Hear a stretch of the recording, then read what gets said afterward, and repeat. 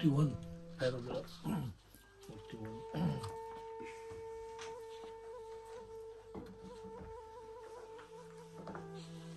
For the sick, can you hear me? For the sick, you give again and again over countless aeons. At times your body, at times your life, your dear family, and humble wealth. So this is it's complicated. So 3 aeons in order to become enlightenment. So that's long way to go. So 3 aeons means according to minor path. So we have 5 minor paths, right? First we need practice bodhicitta mind, right? So when you have realization of bodhicitta mind, then you become bodhisattva. So bodhisattva means courageous beings, never discourages, just strong determination to help other sentient beings. The bodhisattvas are just like a peacock. They are like peacock, beautiful feathers, and peacock can eat the poison, no problem. Bodhisattvas are like, where there is problem, they are always, instead of discourage, determination to helping other sentient beings, like His Holiness Dalai Lama, coming to this world to help other sentient beings. So when you have bodhicitta mind, you become bodhisattva. So you achieve first level of Mayana path of accumulation. And path of my accumulation, then you move to the path of preparation. So these 2 paths, 1 AO. Path of accumulation, path of preparation, 1 AO. And then path of seeing to the 7th Bhumi, 2nd Aeon, and 8, 9, 10, 3rd Aeon, and then you become enlightenment. According to the Buddhists, so you have countless lives. So this is why Buddha have countless before he achieved enlightenment. So, but Buddha is not necessarily historical Buddha. Everybody can become Buddha. We all have Buddha nature, So we have what we call the potential to become Buddha. So not necessarily only historical Buddha. Everybody can become Buddha in the future because we have Buddha nature.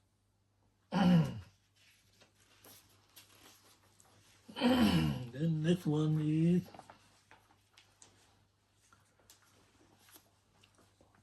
put 2. Upon seeing the virtue of that Dharma fathomed by my mind, I was thrown like a fish on a hook. How unfortunate not to have heard the teaching directly from you. So this is the Lama Tsongkhapa saying, I've studied your Dharma teachings, but unfortunately I didn't receive directly from you. So how unfortunate I am.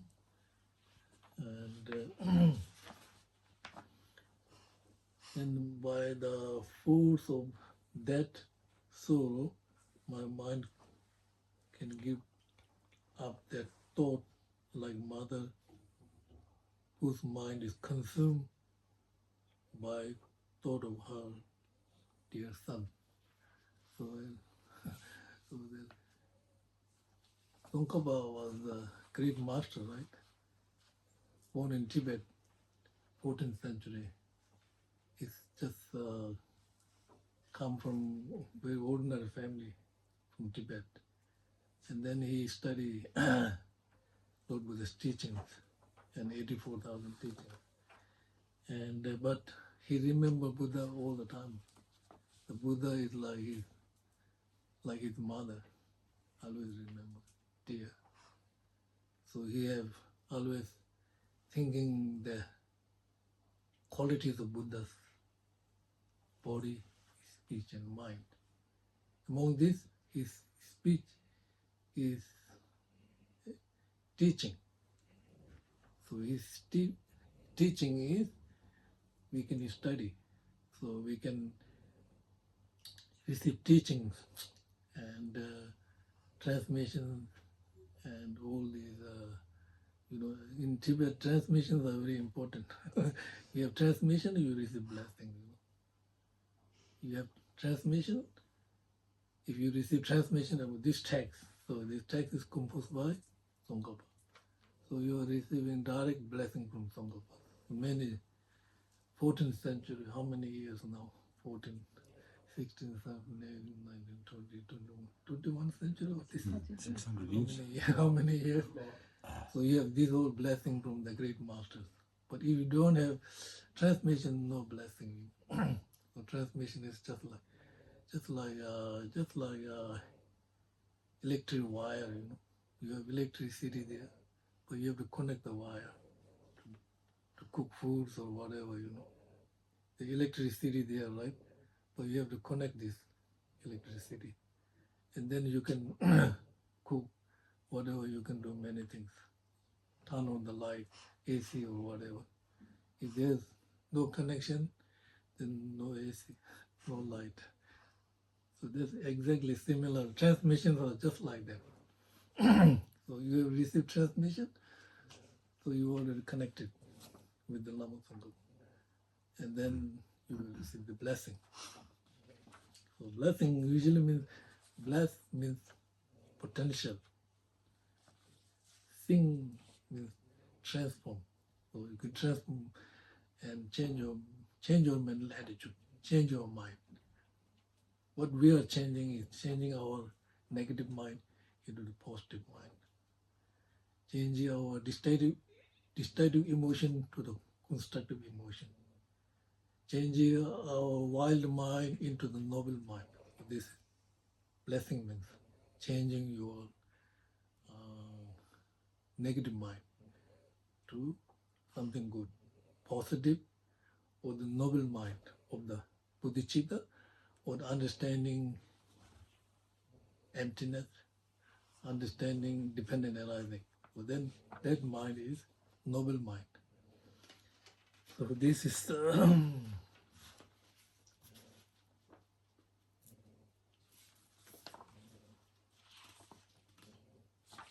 bit home, huh?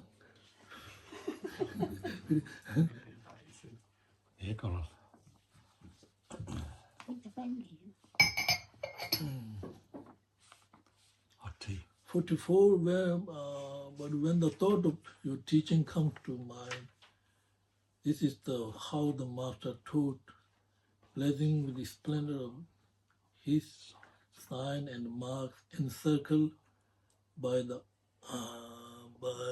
O, encircled by an O of light, and speaking with such pure voice.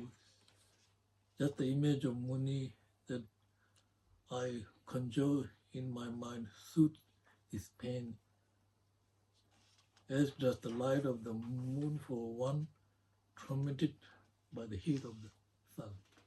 So this is when he was unfortunate. We could not directly receive teaching from the Buddha Shakyamuni. Now have opportunity to study Lord Buddha's teaching, right? So teaching, here the point teaching is understanding true truths. Understanding true truth is the base. So you need base. And then understanding true truth is base, right? Then you use Four Noble Truth method. And then using Four Noble Truth, understanding, you will achieve nirvana result. That's the point, teaching. So when we talk about true truths, right? True truth is very important to understand the Four Noble Truths. So when you have a good understanding of true truth, you will really appreciate understanding about the Four Noble Truths.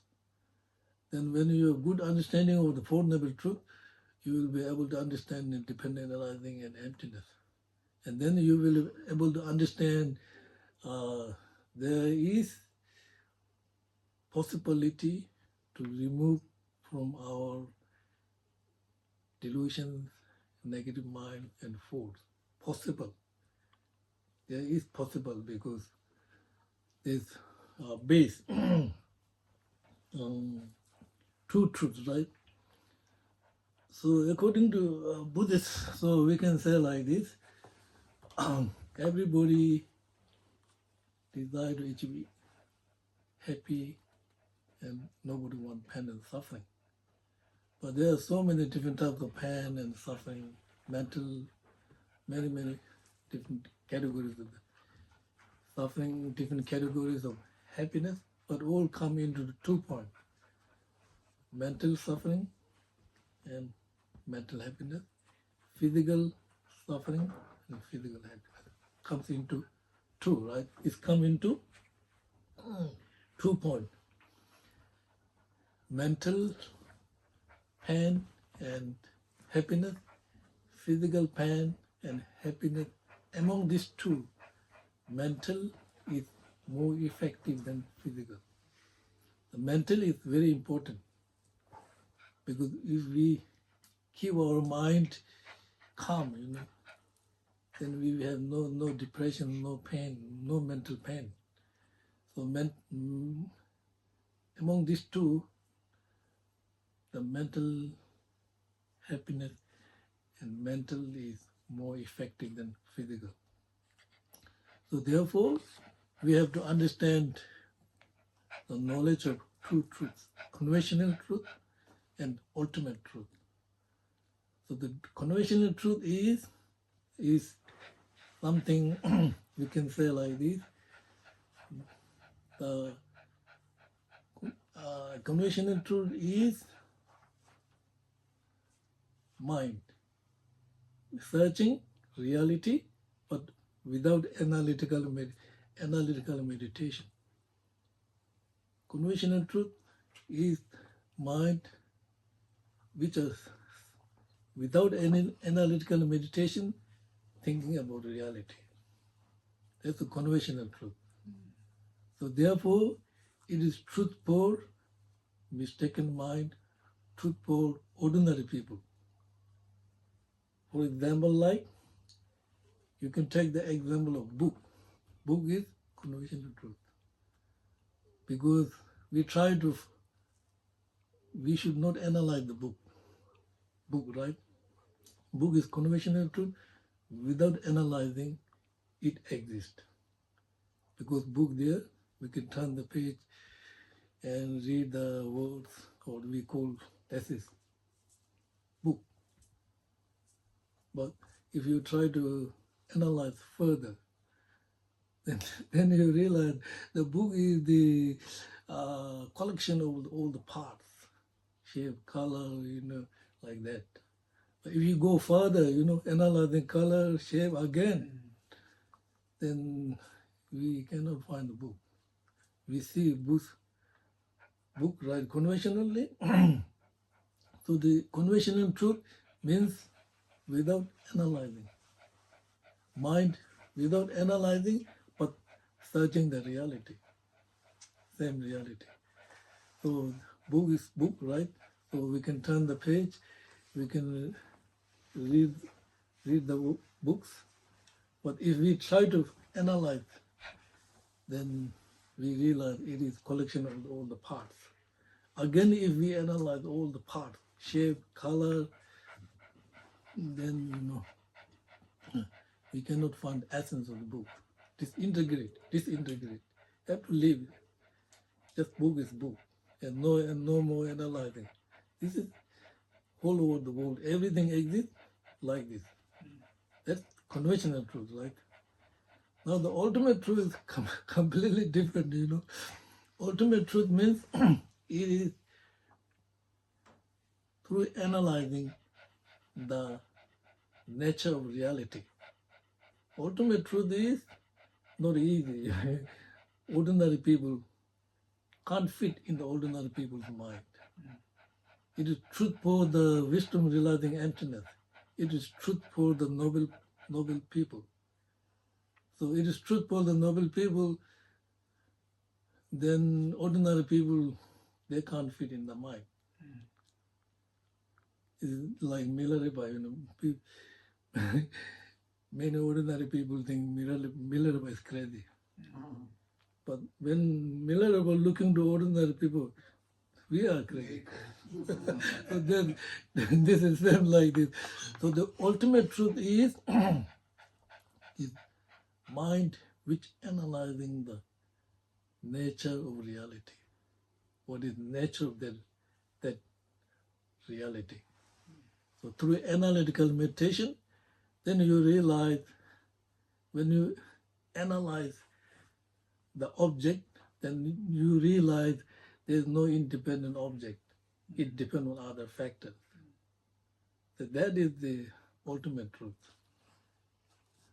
You see different, huh? Did you see difference between conventional truth and ultimate truth? So conventional truth is no analyzing, just leave it there. Book is book, turn the page, read the words. But if you go further, if you analyze book, you realize, oh, it is collection of all the parts. But if you further analyze, shape, color, slowly, there's no book, disintegrate. So you have to live there without analyzing. So this is why ordinary people, everything exists in this world is conventional. But ultimate truth, then you analyze this book, right? You try to find the nature of that book, right? So when you try to find nature of that book, then you realize, oh, no independent book, it depends on other factors. There's no independent book. The book is essence of independent existence. So that essence of independent existence, therefore it is, when you try to find the so wisdom mind is trying to find the nature of reality. Conventional mind, no. Conventional mind is polluted. Conventional mind is polluted like illusion mind. So everything appears us, but we don't see the reality. But the wisdom mind see the not only appearance, but also reality. You understand? So that is, so then that book, that now the book is depend on other factors, right? So everything like this, depend on other, no independent existence, right?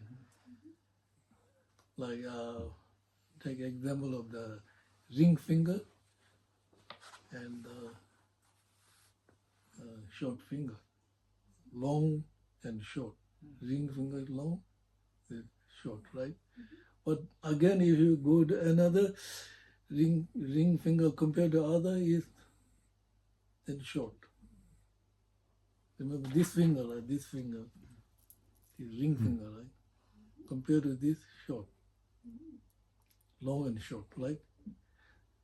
So this now compare here this finger short, this finger long.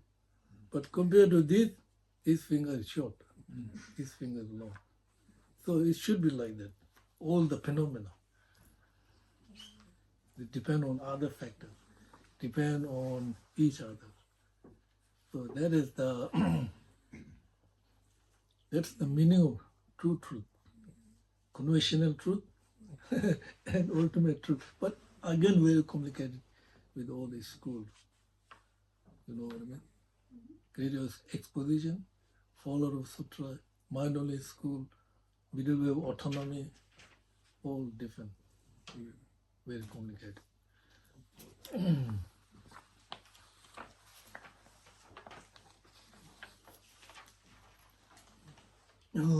Furthermore, you told that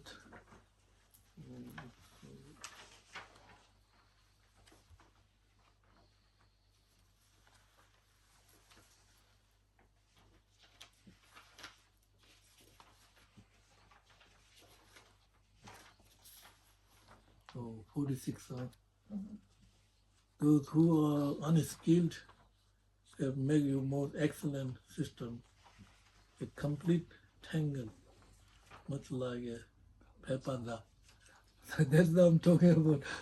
That's all the school. Very complicated.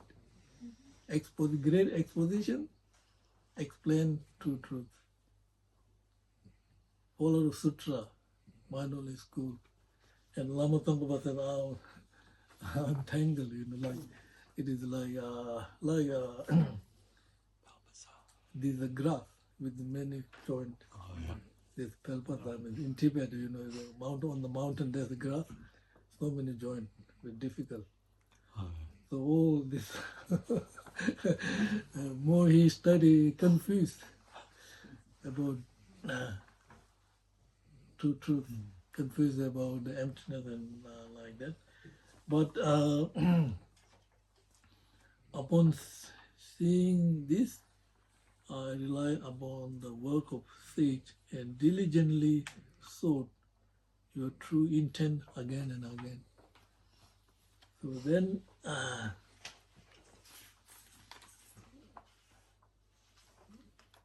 he studied very hard every time studying and try to find real meaning of the emptiness. So he not satisfied in Tibet. So he want to go to India to farm. So and then he went to see his teacher, and says, maybe not good idea going to India. We have short life and not much benefit. Stay in Tibet. You will be receive blessing from the Manjushri, and you possibly will be able to understand the meaning of emptiness. So he stayed in Tibet, and then he was, this is when he realized emptiness. He composed this. This is in Tibet, where he played, where he was 40 years old, I think, 39.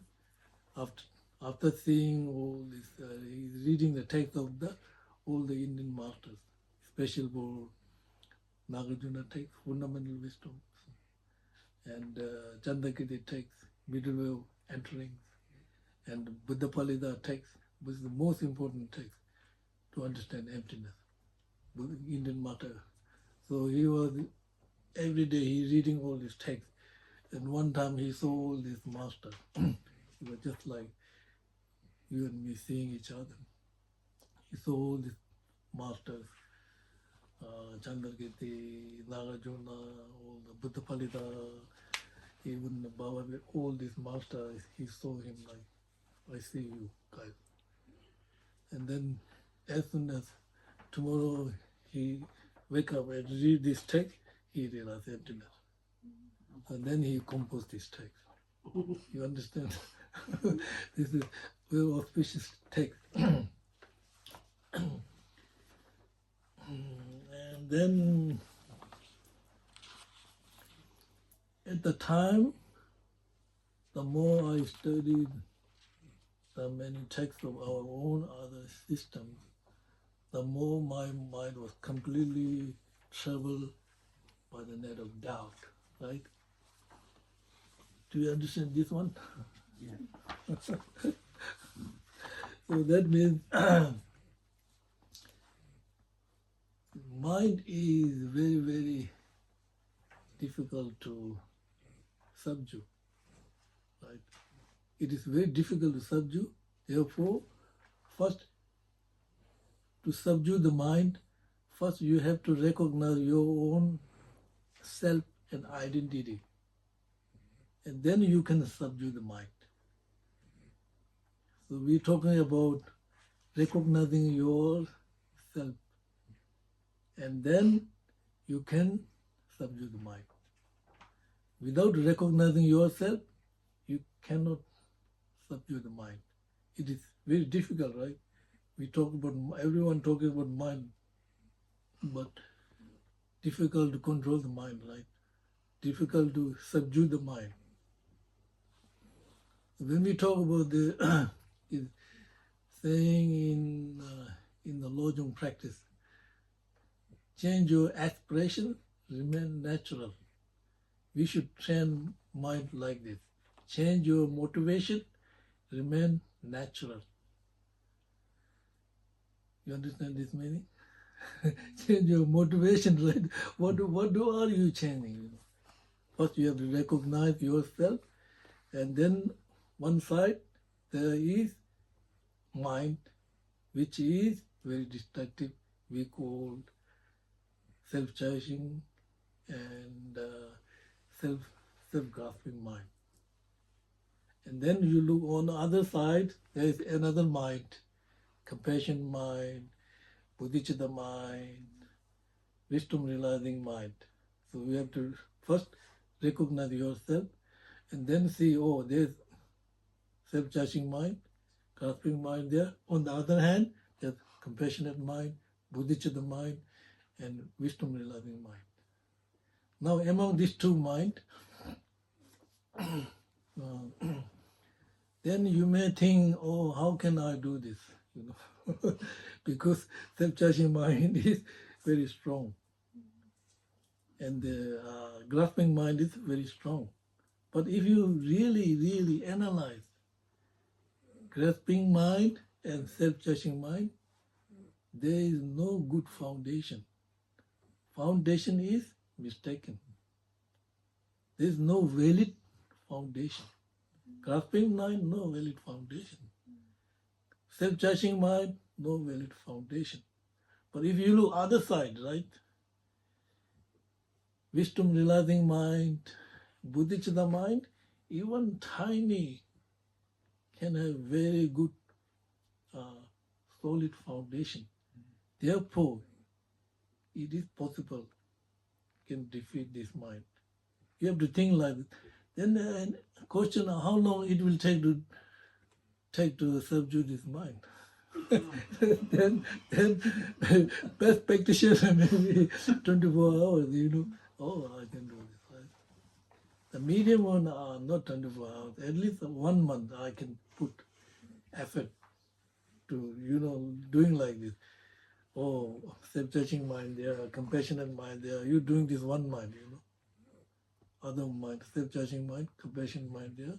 One mind I will try my best. At least it will take 1 month to do this. If not, at least 1 year, I can do this.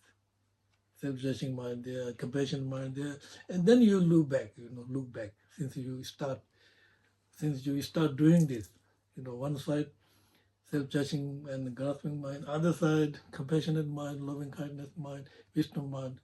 Then you look back 24 hours, 1 week, 1 month, whatever, 1 year, since you start practicing, and then you look back, oh, am I changing my mind or getting worse and worse or what? So if it is changing, then I'm improving my mind, improving mind. If you're not improving mind, then in Tibet, the great masters, the expression like this, oh, you shouldn't be like this. You may have very beautiful garden. In the garden you have rock, right? It is getting harder and harder all the time. You shouldn't be like this, But again, you can, so you start doing like this, right? One side, grasping mind, other side, compassionate mind, right? So then you use the logic. How is it possible I can do this? Of course you can do this. Both are nature impermanent. Both are not permanent.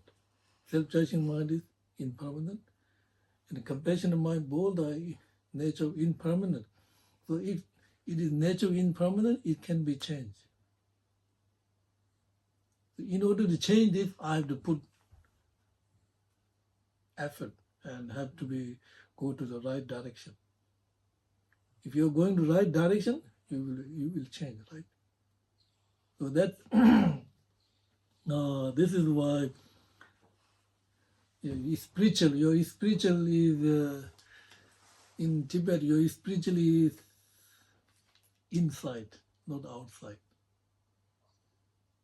You know, like expression in Tibet, you know. There are many lamas said, you're this hide your spiritual like light in the pot, you know, like in the modern like this should be like a candle in the pumpkin, following time. Candle in the pumpkin, right? So you see not much light outside. You see light inside. So spiritually should be like this. You see many Shandideva, right? Indian master Shandideva. Spiritually inside. Outside remain natural. And Chandragirti, spiritual, you know, Shandideva, you know the story of Shandideva. And Chandragirti, you know, he is same like Indian master, you know. In the Nalendra monastery in India, he's like Shandideva, like Shandideva. But he was doing strange things, you know. He can draw the you know cow and milk and give plenty milk, plenty food for all the monks in Nalanda institution. But he never outside remained natural, inside rapid, you know. So these can be many things. Even in Tibet, many masters are just like that. You know. So that is the. So it should be when we are trying to understand dependent arising and emptiness, it is very important let your mind not be conflict with other practice. Let your mind not be partial. You know? So I can practice compassion to friends, relatives, not enemy. I can practice compassion to human beings, not animals. So then you don't understand. And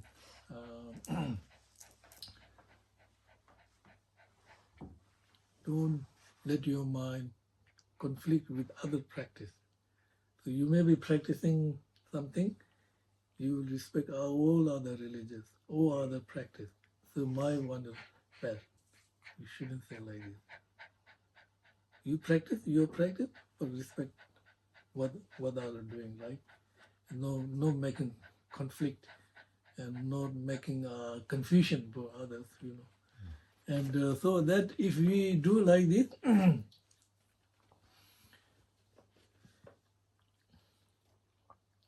it is possible we will be able to achieve and understand dependent arising and emptiness. Do you understand dependent arising now? Better. You understand emptiness? When we talk about emptiness and dependence, it's not just for intellectual, you know, like experience, right? Intellectual, we can say, oh, emptiness, conventional truth. But have to experience, have to taste. We have this hearing, thinking, and meditation. You hearing about dependent arising, emptiness. Here, and now you thinking. Thinking is like analytical meditation.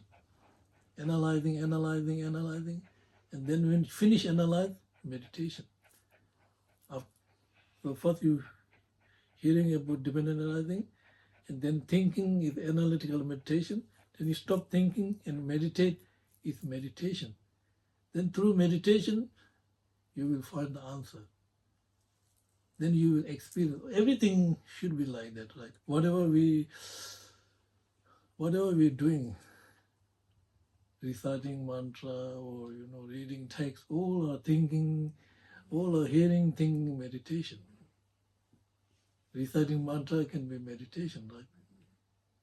Meditation is not like sit on the cushion or just close your eyes. It is just mind.